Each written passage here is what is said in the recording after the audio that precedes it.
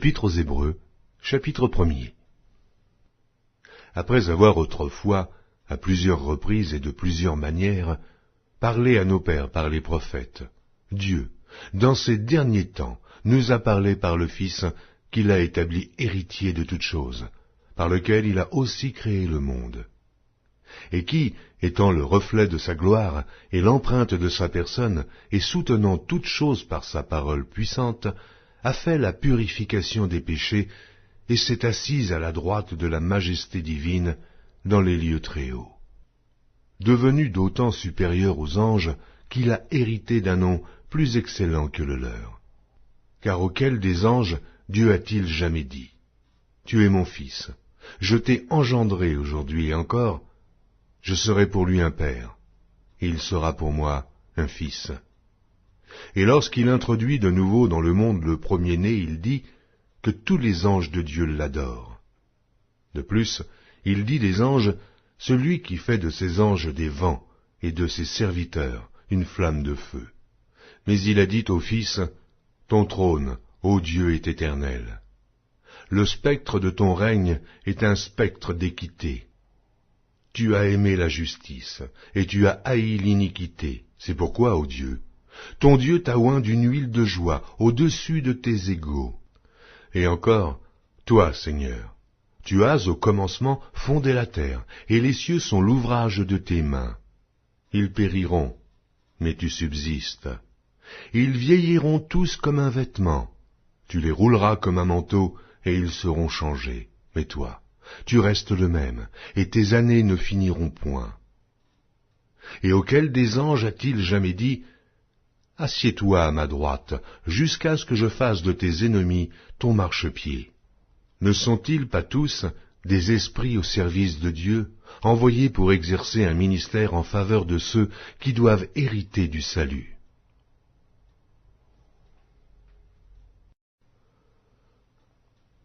Épître aux Hébreux, chapitre 2.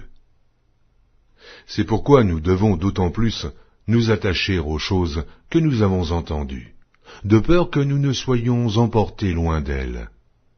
Car si la parole annoncée par des anges a eu son effet, et si toute transgression et toute désobéissance a reçu une juste rétribution, comment échapperons-nous en négligeant un si grand salut, qui, annoncé d'abord par le Seigneur, nous a été confirmé par ceux qui l'ont entendu. Dieu appuyant leur témoignage par des signes, des prodiges et divers miracles, et par les dons du Saint-Esprit distribués selon sa volonté. En effet, ce n'est pas à des anges que Dieu a soumis le monde à venir dont nous parlons. Or quelqu'un a rendu quelque part ce témoignage. Qu'est-ce que l'homme pour que tu te souviennes de lui ? Ou le Fils de l'homme pour que tu prennes soin de lui ?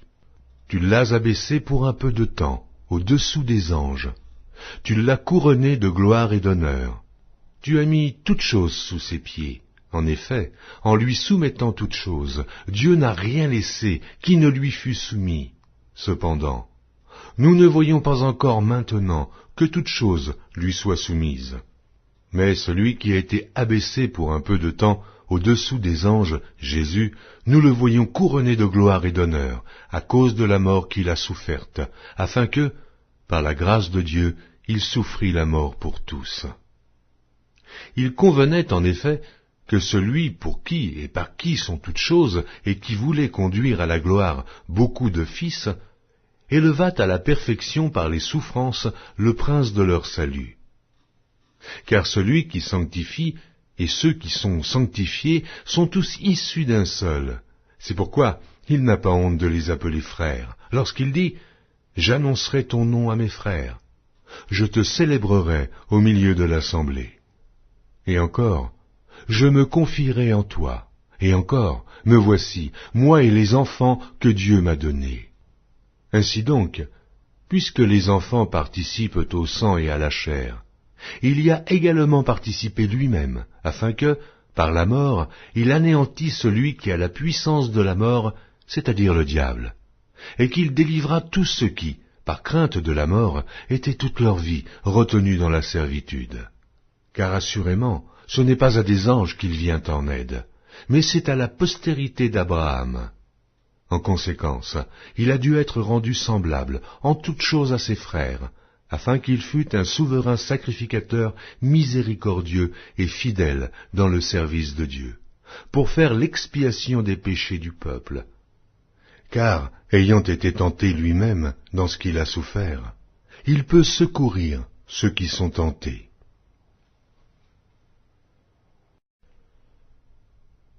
Épître aux Hébreux, chapitre 3. C'est pourquoi, frères saints, qui avez part à la vocation céleste, considérez l'apôtre et le souverain sacrificateur de la foi que nous professons, Jésus, qui a été fidèle à celui qui l'a établi, comme le fut Moïse dans toute sa maison, car il a été jugé digne d'une gloire d'autant supérieure à celle de Moïse, que celui qui a construit une maison a plus d'honneur que la maison même. Chaque maison est construite par quelqu'un, mais celui qui a construit toute chose, c'est Dieu. Pour Moïse, il a été fidèle dans toute la maison de Dieu comme serviteur, pour rendre témoignage de ce qui devait être annoncé. Mais Christ l'est comme fils sur sa maison, et sa maison, c'est nous, pourvu que nous retenions jusqu'à la fin la ferme confiance et l'espérance dont nous nous glorifions. C'est pourquoi, selon ce que dit le Saint-Esprit, aujourd'hui, si vous entendez sa voix, n'endurcissez pas vos cœurs comme lors de la révolte, le jour de la tentation dans le désert, où vos pères me tentèrent pour m'éprouver, et ils virent mes œuvres pendant 40 ans. Aussi je fus irrité contre cette génération, et je dis, ils ont toujours un cœur qui s'égare, ils n'ont pas connu mes voies.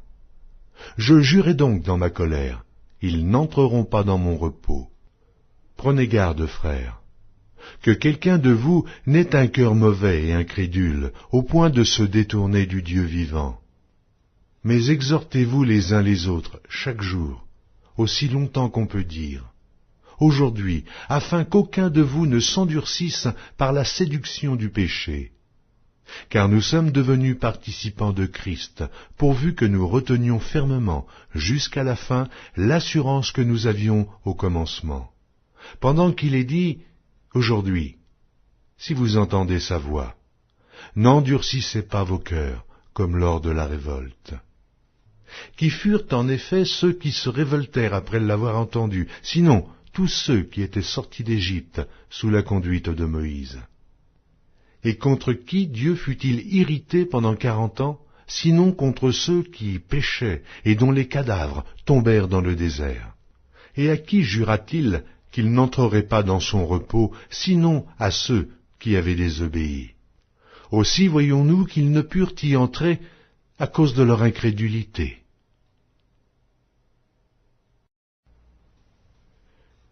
Épître aux Hébreux, chapitre 4. Craignons donc, tandis que la promesse d'entrer dans son repos subsiste encore, qu'aucun de vous ne paraisse être venu trop tard.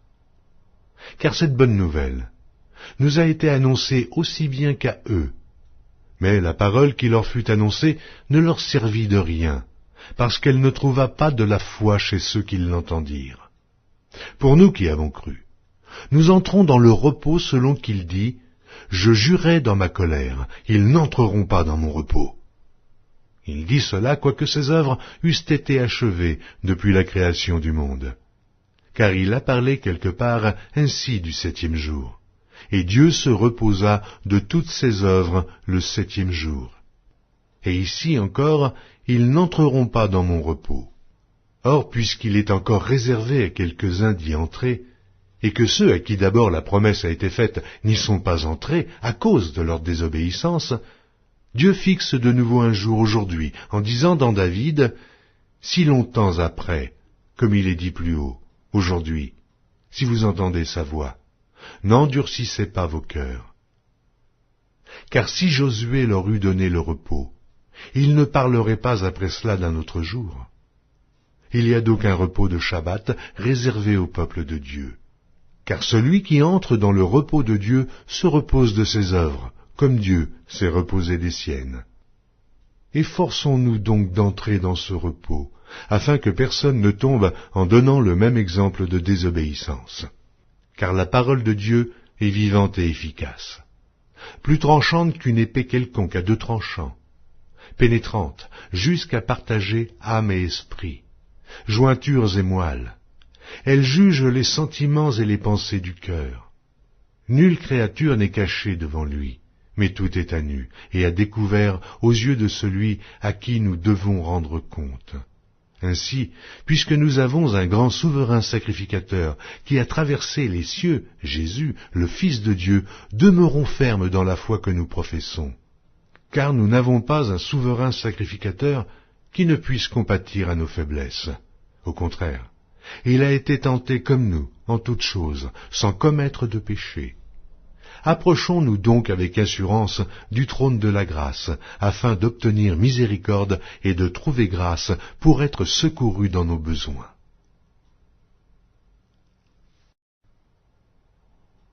Épître aux Hébreux, chapitre 5. En effet, tout souverain sacrificateur, pris du milieu des hommes, est établi pour les hommes, dans le service de Dieu, afin de présenter des offrandes et des sacrifices pour les péchés. Il peut être indulgent pour les ignorants et les égarés, puisque la faiblesse est aussi son partage. Et c'est à cause de cette faiblesse qu'il doit offrir des sacrifices pour ses propres péchés, comme pour ceux du peuple. Nul ne s'attribue cette dignité s'il n'est appelé de Dieu, comme le fut Aaron. Et Christ ne s'est pas non plus attribué la gloire de devenir souverain sacrificateur, mais il la tient de celui qui lui a dit « Tu es mon fils, je t'ai engendré aujourd'hui ».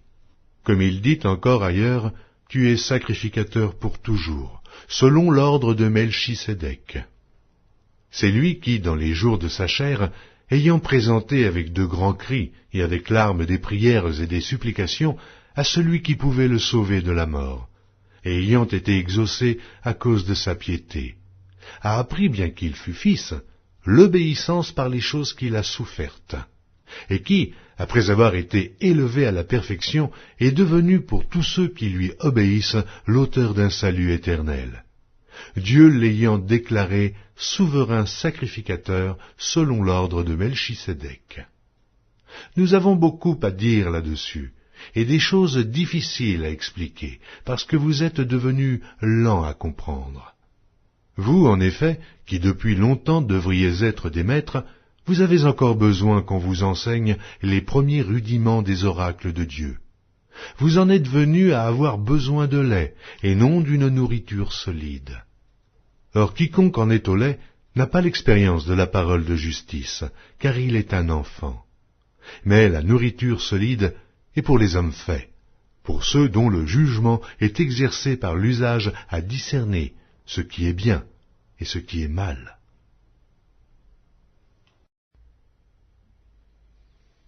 Épître aux Hébreux, chapitre 6. C'est pourquoi, laissant les éléments de la parole de Christ, tendons à ce qui est parfait, sans poser de nouveau le fondement du renoncement aux œuvres mortes, de la foi en Dieu, de la doctrine des baptêmes, de l'imposition des mains, de la résurrection des morts et du jugement éternel.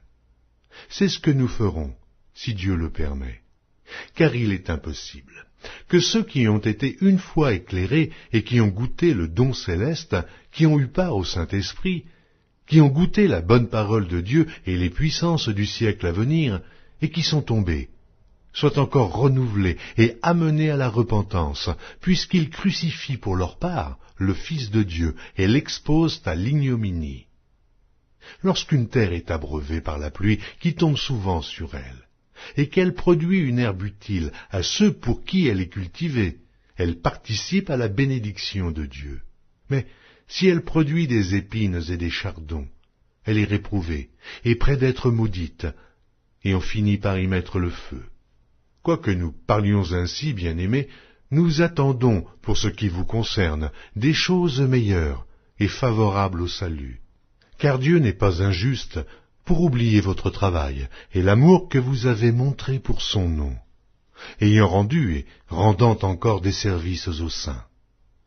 Nous désirons que chacun de vous montre le même zèle pour conserver jusqu'à la fin une pleine espérance, en sorte que vous ne vous relâchiez point, et que vous imitiez ceux qui, par la foi et la persévérance, héritent des promesses.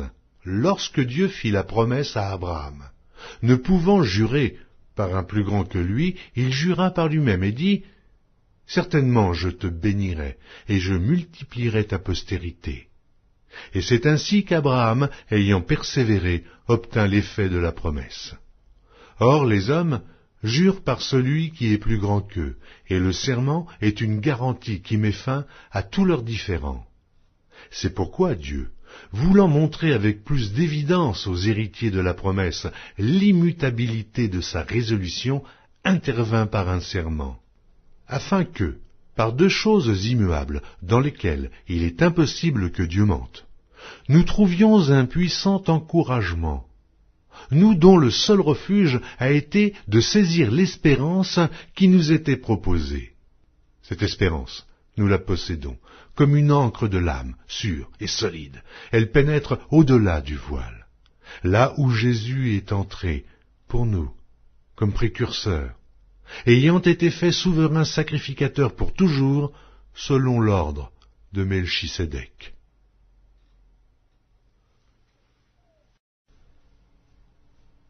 Épître aux Hébreux, chapitre 7. En effet, ce Melchisédek, roi de Salem, sacrificateur du Dieu Très-Haut, qui alla au-devant d'Abraham lorsqu'il revenait de la défaite des rois, qui le bénit, et à qui Abraham donna la dîme de tout, qui est d'abord roi de justice d'après la signification de son nom, ensuite roi de Salem, c'est-à-dire roi de paix, qui est sans père, sans mère, sans généalogie, qui n'a ni commencement de jour, ni fin de vie, mais qui est rendu semblable au Fils de Dieu, ce Melchisédek, demeure sacrificateur à perpétuité. Considérez combien est grand celui auquel le patriarche Abraham donna la dîme du butin. Ceux des fils de Lévi qui exercent le sacerdoce ont, d'après la loi, l'ordre de lever la dîme sur le peuple, c'est-à-dire sur leurs frères, qui cependant sont issus des reins d'Abraham. Et lui, qui ne tirait pas d'eux son origine, il leva la dîme sur Abraham, et il bénit celui qui avait les promesses. Or c'est sans contredit l'inférieur qui est béni par le supérieur. Et ici, ceux qui perçoivent la dîme sont des hommes mortels. Mais là, c'est celui dont il est attesté qu'il est vivant. De plus, Lévi, qui perçoit la dîme, l'a payé pour ainsi dire à Abraham, car il était encore dans les reins de son père lorsque Melchisédek alla au devant d'Abraham. Si donc la perfection avait été possible par le sacerdoce lévitique, car c'est sur ce sacerdoce que repose la loi donnée au peuple, qu'était-il encore besoin qu'il parût un autre sacrificateur selon l'ordre de Melchisédek, et non selon l'ordre d'Aaron? Car le sacerdoce étant changé, nécessairement aussi il y a un changement de loi. En effet, celui de qui ces choses sont dites appartient à une autre tribu, dont aucun membre n'a fait le service de l'autel. Car il est notoire que notre Seigneur est sorti de Juda, tribu dont Moïse n'a rien dit pour ce qui concerne le sacerdoce. Cela devient plus évident encore quand il paraît un autre sacrificateur à la ressemblance de Melchisédek, institué non d'après la loi d'une ordonnance charnelle, mais selon la puissance d'une vie impérissable. Car ce témoignage lui est rendu. Tu es sacrificateur pour toujours, selon l'ordre de Melchisédek. Il y a ainsi abolition d'une ordonnance antérieure, à cause de son impuissance et de son inutilité. Car la loi n'a rien amené à la perfection, et introduction d'une meilleure espérance par laquelle nous nous approchons de Dieu. Et comme cela n'a pas eu lieu sans serment, car tandis que les Lévites sont devenus sacrificateurs sans serment, Jésus l'est devenu avec serment, par celui qui lui a dit « Le Seigneur a juré, et il ne se repentira pas ». Tu es sacrificateur pour toujours, selon l'ordre de Melchisédek. Jésus est par cela même le garant d'une alliance plus excellente. De plus, il y a eu des sacrificateurs en grand nombre, parce que la mort les empêchait d'être permanents. Mais lui, parce qu'il demeure éternellement, possède un sacerdoce qui n'est pas transmissible. C'est aussi pour cela qu'il peut sauver parfaitement ceux qui s'approchent de Dieu par lui, étant toujours vivant pour intercéder en leur faveur. Il nous convenait, en effet, d'avoir un souverain sacrificateur comme lui, saint, innocent, sans tache, séparé des pécheurs et plus élevé que les cieux, qui n'a pas besoin, comme les souverains sacrificateurs, d'offrir chaque jour des sacrifices, d'abord pour ses propres péchés, ensuite pour ceux du peuple, car ceci il l'a fait une fois pour toutes en s'offrant lui-même. En effet, la loi établit souverains sacrificateurs des hommes sujets à la faiblesse, mais la parole du serment, qui a été faite après la loi, établit le Fils qui est parfait pour l'éternité.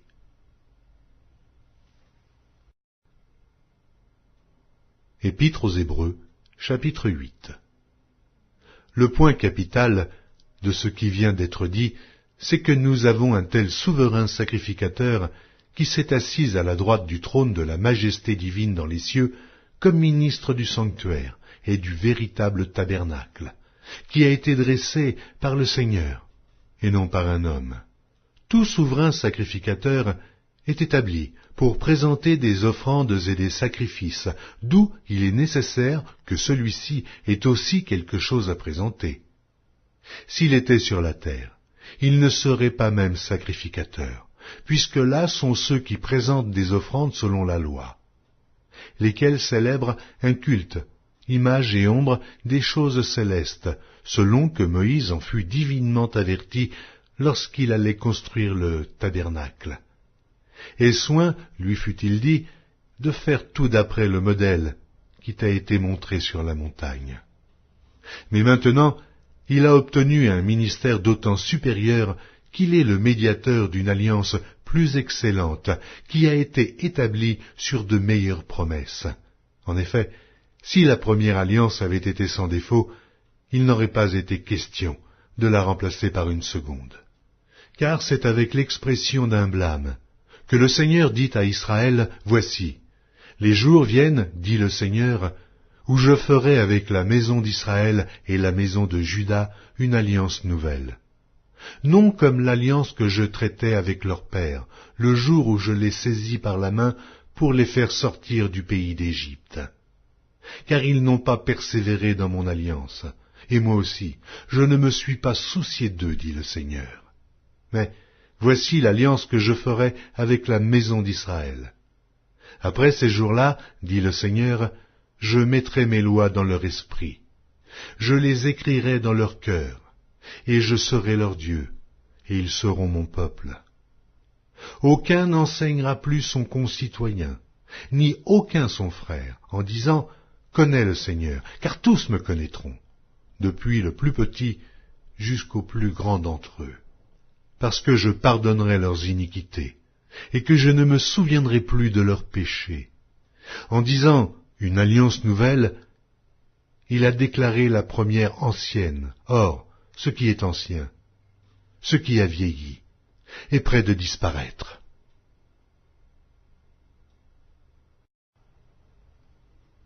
Épître aux Hébreux, chapitre 9. La première alliance avait aussi des ordonnances relatives au culte et le sanctuaire terrestre. Un tabernacle fut en effet construit. Dans la partie antérieure, appelée le lieu saint, étaient le chandelier, la table et les pains de proposition. Derrière le second voile se trouvait la partie du tabernacle appelée le Saint des Saints, renfermant l'autel d'or pour les parfums et l'arche de l'Alliance entièrement recouverte d'or. Il y avait dans l'arche un vase d'or contenant la manne, la verge d'Aaron qui avait fleuri, et les tables de l'Alliance. Au-dessus de l'arche étaient les chérubins de la gloire, couvrant de leur ombre le propitiatoire. Ce n'est pas le moment de parler en détail là-dessus. Or, ces choses étant ainsi disposées, les sacrificateurs qui font le service entrent en tout temps dans la première partie du tabernacle, et dans la seconde, le souverain sacrificateur seul entre une fois par an, non sans y porter du sang qu'il offre pour lui-même et pour les péchés du peuple. Le Saint-Esprit montrait par là que le chemin du lieu très saint n'était pas encore ouvert, tant que le premier tabernacle subsistait. C'est une figure pour le temps actuel, où l'on présente des offrandes et des sacrifices, qui ne peuvent rendre parfait, sous le rapport de la conscience, celui qui rend ce culte, et qui, avec les aliments, les boissons et les diverses ablutions, étaient des ordonnances charnelles, imposées seulement jusqu'à une époque de réformation. Mais Christ est venu comme souverain sacrificateur des biens à venir. Il a traversé le tabernacle plus grand et plus parfait, qui n'est pas construit de main d'homme, c'est-à-dire qui n'est pas de cette création. Et il est entré une fois pour toutes dans le lieu très saint, non avec le sang des boucs et des veaux, mais avec son propre sang, ayant obtenu une rédemption éternelle.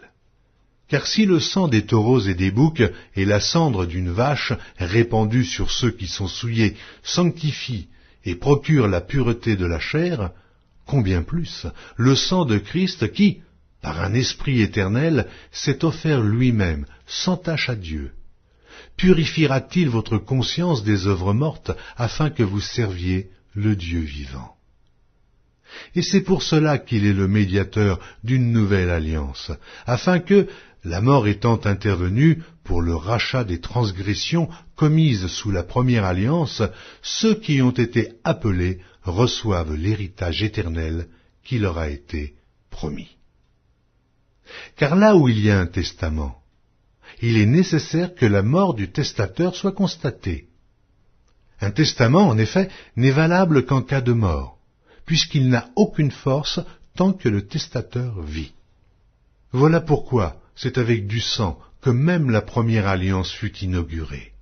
Moïse, après avoir prononcé devant tout le peuple tous les commandements de la loi, prit le sang des veaux et des boucs avec de l'eau, de la laine écarlate et de l'hysope, et il fit l'aspersion sur le livre lui-même et sur tout le peuple en disant « Ceci est le sang de l'alliance que Dieu a ordonné pour vous. » Il fit pareillement l'aspersion avec le sang sur le tabernacle et sur tous les ustensiles du culte. Et presque tout, d'après la loi, est purifié avec du sang, et sans effusion de sang, il n'y a pas de pardon.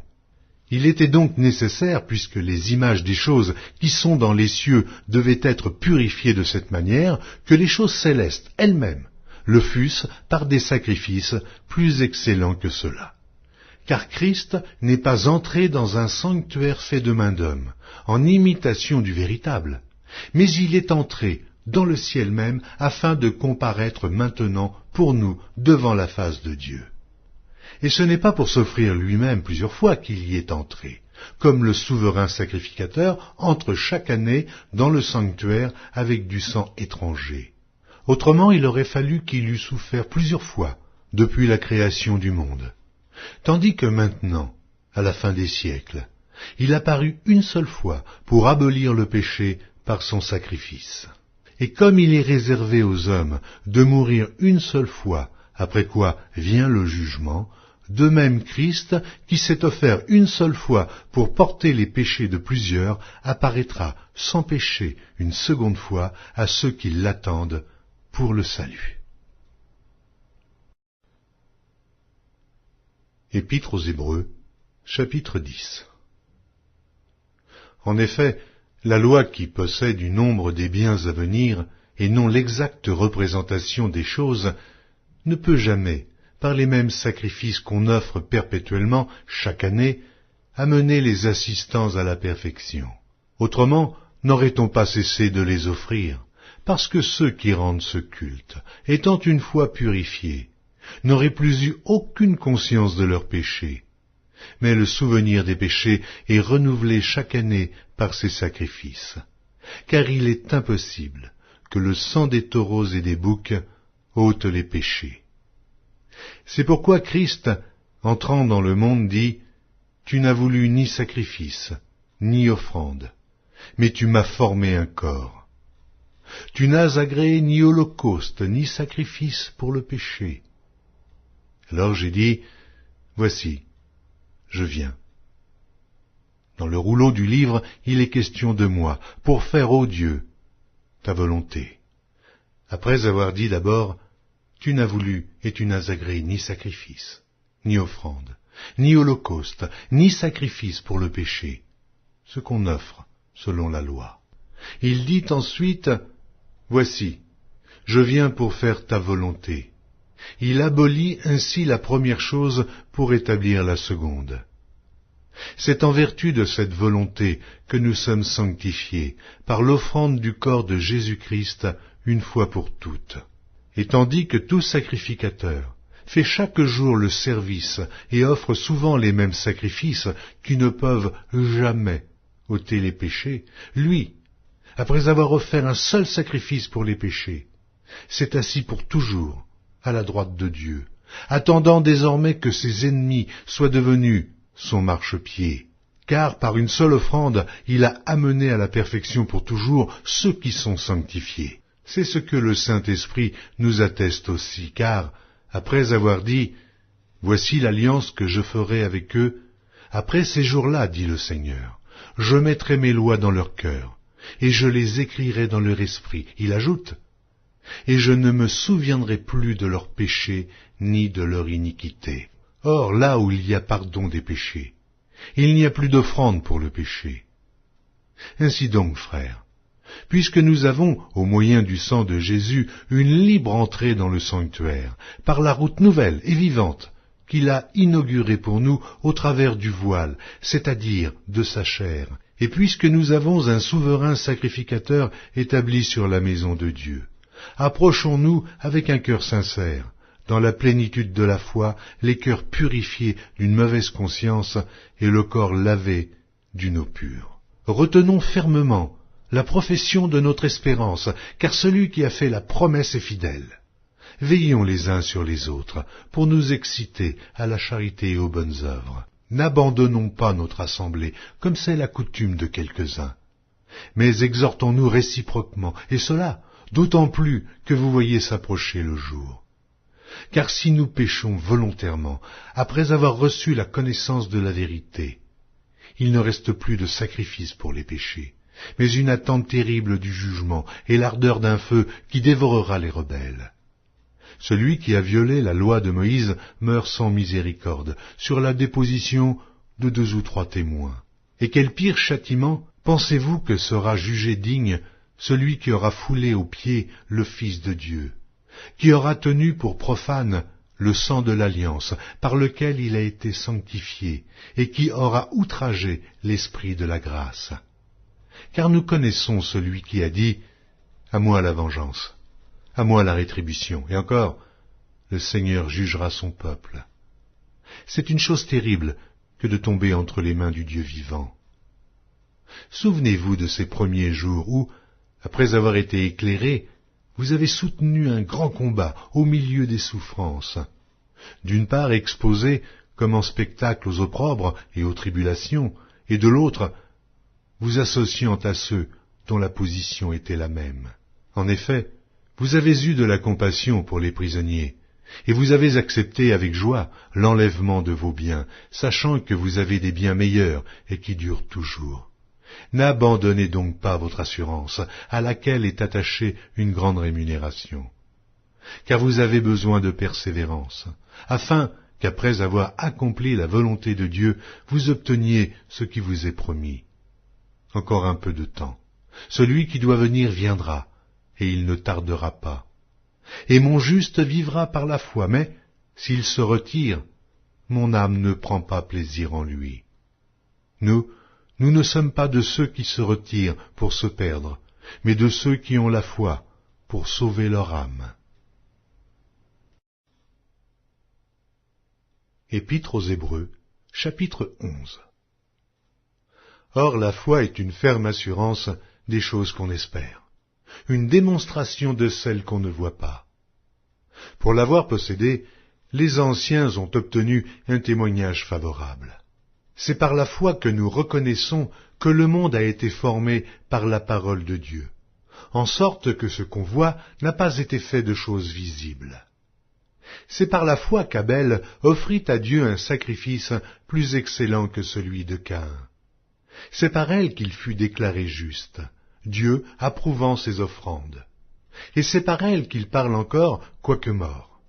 C'est par la foi qu'Enoch fut enlevé, pour qu'il ne vît point la mort, et qu'il ne parut plus parce que Dieu l'avait enlevé. Car, avant son enlèvement, il avait reçu le témoignage qu'il était agréable à Dieu. Or, sans la foi, il est impossible de lui être agréable, car il faut que celui qui s'approche de Dieu croie que Dieu existe et qu'il est le rémunérateur de ceux qui le cherchent. C'est par la foi que Noé, divinement averti des choses qu'on ne voyait pas encore et saisi d'une crainte respectueuse, construisit une arche pour sauver sa famille. C'est par elle qu'il condamna le monde et devint héritier de la justice qui s'obtient par la foi. C'est par la foi qu'Abraham, lors de sa vocation, obéit et partit pour un lieu qu'il devait recevoir en héritage, et qu'il partit sans savoir où il allait. C'est par la foi qu'il vint s'établir dans la terre promise, comme dans une terre étrangère, habitant sous des tentes, ainsi qu'Isaac et Jacob, les cohéritiers de la même promesse. Car il attendait la cité qui a de solides fondements, celle dont Dieu est l'architecte et le constructeur. C'est par la foi que Sarah elle-même, malgré son âge avancé, fut rendue capable d'avoir une postérité, parce qu'elle crut à la fidélité de celui qui avait fait la promesse. C'est pourquoi d'un seul homme, déjà usé de corps, naquit une postérité nombreuse, comme les étoiles du ciel, comme le sable qui est sur le bord de la mer, et qu'on ne peut compter. C'est dans la foi qu'ils sont tous morts, sans avoir obtenu les choses promises. Mais ils les ont vus et salués de loin, reconnaissant qu'ils étaient étrangers et voyageurs sur la terre. Ceux qui parlent ainsi montrent qu'ils cherchent une patrie. S'ils avaient eu en vue celle d'où ils étaient sortis, ils auraient eu le temps d'y retourner. Mais maintenant, ils en désirent une meilleure, c'est-à-dire une céleste. C'est pourquoi Dieu n'a pas honte d'être appelé leur Dieu, car il leur a préparé une cité. C'est par la foi qu'Abraham offrit Isaac lorsqu'il fut mis à l'épreuve, et qu'il offrit son fils unique, lui qui avait reçu les promesses, et à qui il avait été dit, « En Isaac sera nommé pour toi une postérité. » Il pensait que Dieu est puissant, même pour ressusciter les morts. Aussi le recouvra-t-il par une sorte de résurrection. C'est par la foi qu'Isaac bénit Jacob et Ésaü, en vue des choses à venir. C'est par la foi que Jacob, mourant, bénit chacun des fils de Joseph, et qu'il adora appuyé sur l'extrémité de son bâton. C'est par la foi que Joseph, mourant, fit mention de la sortie des fils d'Israël, et qu'il donna des ordres au sujet de ses os. C'est par la foi que Moïse, à sa naissance, fut caché pendant 3 mois par ses parents, parce qu'ils virent que l'enfant était beau, et qu'ils ne craignirent pas l'ordre du roi. C'est par la foi que Moïse, devenu grand, refusa d'être appelé fils de la fille de Pharaon, aimant mieux être maltraité avec le peuple de Dieu que d'avoir pour un temps la jouissance du péché, regardant l'opprobre de Christ comme une richesse plus grande que les trésors de l'Égypte, car il avait les yeux fixés sur la rémunération. C'est par la foi qu'il quitta l'Égypte sans être effrayé de la colère du roi, car il se montra ferme, comme voyant celui qui est invisible. C'est par la foi qu'il fit la Pâque et l'aspersion du sang, afin que l'exterminateur ne touchât pas au premier-né des Israélites. C'est par la foi qu'ils traversèrent la mer Rouge comme un lieu sec, tandis que les Égyptiens qui en firent la tentative furent engloutis. C'est par la foi que les murailles de Jéricho tombèrent, après qu'on en eut fait le tour pendant 7 jours. C'est par la foi que Rahab la prostituée ne périt pas avec les rebelles, parce qu'elle avait reçu les espions avec bienveillance. Et que dirais-je encore? Car le temps me manquerait pour parler de Gédéon, de Barak, de Samson, de Jephthé, de David, de Samuel et des prophètes, qui, par la foi, vainquirent des royaumes, exercèrent la justice, obtinrent des promesses, fermèrent la gueule des lions, éteignirent la puissance du feu, échappèrent aux tranchants de l'épée, guérirent de leurs maladies, furent vaillants à la guerre et mirent en fuite des armées étrangères. Des femmes recouvrèrent leur mort par la résurrection.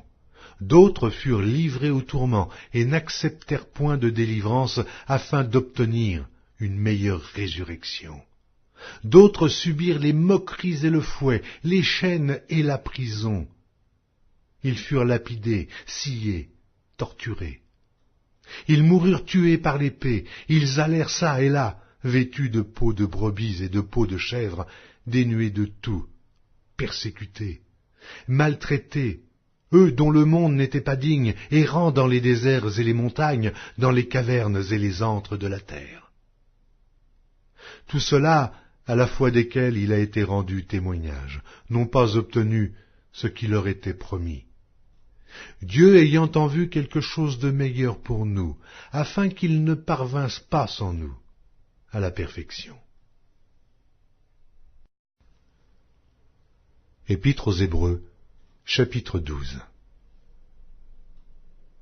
Nous donc aussi, puisque nous sommes environnés d'une si grande nuée de témoins, rejetons tout fardeau et le péché qui nous enveloppe si facilement, et courons avec persévérance dans la carrière qui nous est ouverte, ayant les regards sur Jésus, le chef et le consommateur de la foi, qui, en vue de la joie qui lui était réservée, a souffert la croix, méprisé l'ignominie et s'est assis à la droite du trône de Dieu.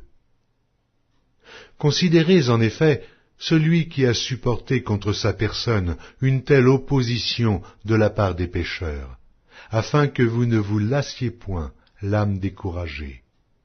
Vous n'avez pas encore résisté jusqu'au sang en luttant contre le péché. Et vous avez oublié l'exhortation qui vous est adressée comme à des fils. Mon fils, ne méprise pas le châtiment du Seigneur, et ne perds pas courage lorsqu'il te reprend. Car le Seigneur châtie celui qu'il aime, et il frappe de la verge tous ceux qu'il reconnaît pour ses fils. Supportez le châtiment, car c'est comme des fils que Dieu vous traite. Car quel est le fils qu'un père ne châtie pas? Mais si vous êtes exempts du châtiment auquel tous ont part, vous êtes donc des enfants illégitimes, et non des fils. D'ailleurs, puisque nos pères, selon la chair, nous ont châtiés, et que nous les avons respectés, ne devons-nous pas, à bien plus forte raison, nous soumettre au Père des esprits pour avoir la vie? Nos pères nous châtiaient pour peu de jours, comme ils le trouvaient bon, mais Dieu nous châtie pour notre bien, afin que nous participions à sa sainteté. Il est vrai que tout châtiment semble d'abord un sujet de tristesse et non de joie, mais il produit plus tard, pour ceux qui ont été ainsi exercés, un fruit paisible de justice. Fortifiez donc vos mains languissantes et vos genoux affaiblis, et suivez avec vos pieds des voies droites, afin que ce qui est boiteux ne dévie pas, mais plutôt se raffermisse. Recherchez la paix avec tous et la sanctification, sans laquelle personne ne verra le Seigneur. Veillez à ce que nul ne se prive de la grâce de Dieu, à ce qu'aucune racine d'amertume poussant des rejetons ne produise du trouble, et que plusieurs n'en soient infectés, à ce qu'il n'y ait ni impudique, ni profane comme Ésaü, qui pour un mets vendit son droit d'aînesse. Vous savez que, plus tard, voulant obtenir la bénédiction, il fut rejeté, quoiqu'il la sollicitât avec larmes, car son repentir ne put avoir aucun effet. Vous ne vous êtes pas approchés d'une montagne qu'on pouvait toucher, et qui était embrasée par le feu, ni de la nuée, ni des ténèbres, ni de la tempête, ni du retentissement de la trompette, ni du bruit des paroles, tels que ceux qui l'entendirent demandèrent qu'il ne leur en fût adressé aucune de plus, car ils ne supportaient pas cette déclaration. Si même une bête touche la montagne, elle sera lapidée. Et ce spectacle était si terrible que Moïse dit « Je suis épouvanté et tout tremblant. » Mais vous vous êtes approchés de la montagne de Sion, de la cité du Dieu vivant, la Jérusalem céleste, des myriades qui forment le chœur des anges, de l'assemblée des premiers-nés inscrits dans les cieux, du juge qui est le Dieu de tous, des esprits des justes parvenus à la perfection, de Jésus qui est le médiateur de la nouvelle alliance, et du sang de l'aspersion qui parle mieux que celui d'Abel. Gardez-vous de refuser d'entendre celui qui parle. Car si ceux-là n'ont pas échappé, qui refusèrent d'entendre celui qui publiait les oracles sur la terre, combien moins échapperons-nous si nous nous détournons de celui qui parle du haut des cieux, lui, dont la voix alors ébranla la terre, et qui maintenant a fait cette promesse. Une fois encore, j'ébranlerai non seulement la terre, mais aussi le ciel. Ces mots, une fois encore, indiquent le changement des choses ébranlées comme étant faites pour un temps, afin que les choses inébranlables subsistent. C'est pourquoi, recevant un royaume inébranlable, montrons notre reconnaissance en rendant à Dieu un culte qui lui soit agréable, avec piété et avec crainte, car notre Dieu est aussi un feu dévorant. Épître aux Hébreux, chapitre 13. Persévérez dans l'amour fraternel. N'oubliez pas l'hospitalité, car en l'exerçant, quelques-uns ont logé des anges sans le savoir. Souvenez-vous des prisonniers comme si vous étiez aussi prisonniers, de ceux qui sont maltraités, comme étant aussi vous-même dans un corps. Que le mariage soit honoré de tous, et le lit conjugal exempt de souillure, car Dieu jugera les impudiques et les adultères. Ne vous livrez pas à l'amour de l'argent, contentez-vous de ce que vous avez, car Dieu lui-même a dit « Je ne te délaisserai point, et je ne t'abandonnerai point ». C'est donc avec assurance que nous pouvons dire « Le Seigneur est mon aide, je ne craindrai rien. Que peut me faire un homme ?» Souvenez-vous de vos conducteurs, qui vous ont annoncé la parole de Dieu, considérez quelle a été la fin de leur vie, et imitez leur foi. Jésus-Christ est le même hier, aujourd'hui et éternellement. Ne vous laissez pas entraîner par des doctrines diverses et étrangères, car il est bon que le cœur soit affermi par la grâce, et non par des aliments qui n'ont servi de rien à ceux qui y sont attachés. Nous avons un autel dont ceux qui font le service au tabernacle n'ont pas le pouvoir de manger le corps des animaux dont le sang est porté dans le sanctuaire par le souverain sacrificateur pour le péché, sont brûlés hors du camp. C'est pour cela que Jésus aussi, afin de sanctifier le peuple par son propre sang, a souffert hors de la porte. Sortons donc pour aller à lui, hors du camp, en portant son opprobre. Car nous n'avons point ici-bas de cité permanente, mais nous cherchons celle qui est à venir. Par lui, offrons sans cesse à Dieu un sacrifice de louange, c'est-à-dire le fruit de lèvres qui confesse son nom. Et n'oubliez pas la bienfaisance et la libéralité, car c'est à de tels sacrifices que Dieu prend plaisir. Obéissez à vos conducteurs, et ayez pour eux de la déférence, car ils veillent sur vos âmes, comme devant en rendre compte. Qu'il en soit ainsi, afin qu'ils le fassent avec joie, et non en gémissant, ce qui vous ne serait d'aucun avantage. Priez pour nous, car nous croyons avoir une bonne conscience, voulant en toutes choses nous bien conduire. C'est avec instance que je vous demande de le faire, afin que je vous sois rendu plus tôt. Que le Dieu de paix qui a ramené d'entre les morts le grand pasteur des brebis par le sang d'une alliance éternelle, notre Seigneur Jésus, vous rende capable de toute bonne œuvre pour l'accomplissement de sa volonté, et fasse en vous ce qui lui est agréable, par Jésus-Christ, auquel soit la gloire au siècle des siècles. Amen. Je vous prie, frères, de supporter ces paroles d'exhortation, car je vous ai écrit brièvement. Sachez que notre frère Timothée a été relâché. S'il vient bientôt, j'irai vous voir avec lui. Saluez tous vos conducteurs, et tous les saints, ceux d'Italie vous saluent. Que la grâce soit avec vous tous. Amen.